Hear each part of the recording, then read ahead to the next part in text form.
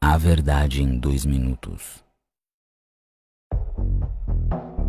O dom de línguas.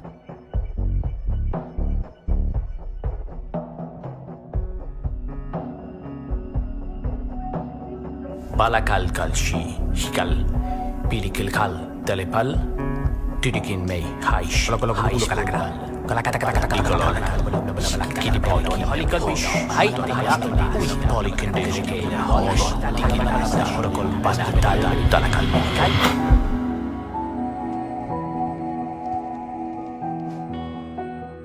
Alguns cristãos sinceros acreditam no chamado dom de línguas como sinal do batismo do Espírito Santo.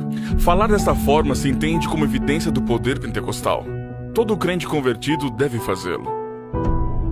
E se não o faz, tem um problema. Há quem acredite que isto provém do céu. Talvez, a não ser que na verdade pronunciar de sílabas que não se entende nem mesmo quem as pronuncia não parece representar bem a presença de Deus. E se realmente isto não é certo? E se a Bíblia não ensina isto? Se isto é um fenômeno de autossugestão aprendido e imitado por milhares de cristãos, então esse é um dos maiores enganos da história. E se não é fingido e provém do inimigo de Deus, isto é mais grave. Vou lhe contar em 2 minutos a verdade sobre o dom de línguas. Está preparado? Comecemos. Em todo o Novo Testamento, os dons dados à igreja são para cumprir uma função. Jesus ordenou pregar o evangelho a todo mundo, mas os discípulos só sabiam 1 ou 2 idiomas. Por isso foi feito um milagre.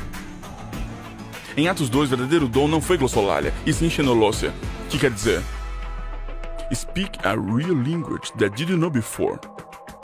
Em Atos 10 e 19 ocorrem casos similares, era um símbolo útil para os não crentes. Mas no capítulo 4, 8 e 9 se derramou o Espírito Santo e não houve dom de línguas. Por quê? Porque não haviam estrangeiros, então não havia necessidade. Curioso, não é? A Bíblia não ensina que falar em línguas seria o único símbolo do Espírito comum a todos os crentes. Alguns afirmam que o dom consiste em orar em idiomas angélicos desconhecidos. Dizem que se pode praticar relaxando a boca e se deixando levar pela euforia. Não há forma de saber se é verdadeiro ou falso, mas falam assim os anjos? Na Universidade da Pensilvânia demonstrou-se que ao falar essas línguas não se ativa as áreas cerebrais da linguagem. O motivo é simples, não é nenhuma forma de comunicação. E 1 de Coríntios 14, como se explica?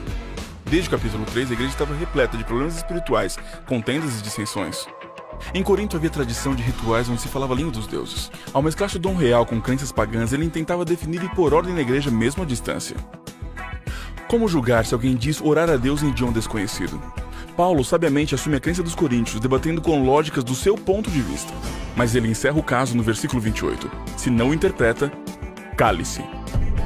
E é uma jogada de mestre, porque se é um idioma real, poderá ser interpretado sempre. Paulo reduz esse mito em particular a uma experiência subjetiva e inverificável para proteger a igreja. E disse no versículo 13, se alguém fala em língua, peça para interpretar. Se isso não ocorre, não está orando com sua mente. E isso não serve para nada.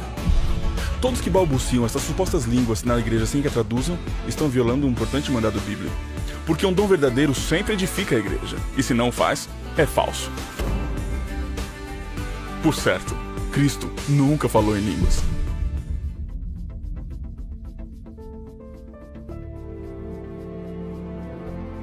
Algumas testemunhas sinceras reconhecem que falam em línguas apenas imitando sons, deixando-se levar. É bonito sentir-se especial, ungido, mas esse dom, como temos descrito, não provém de Deus. E se percebe sobretudo por seus frutos. O propósito do Espírito Santo, segundo Atos capítulo 1, é capacitar para pregar o Evangelho.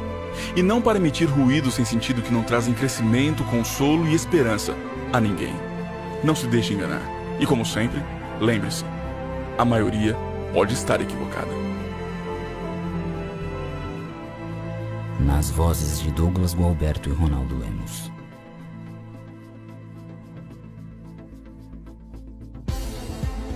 E em Jerusalém estavam habitando homens judeus, homens religiosos de todas as nações que estão debaixo do céu.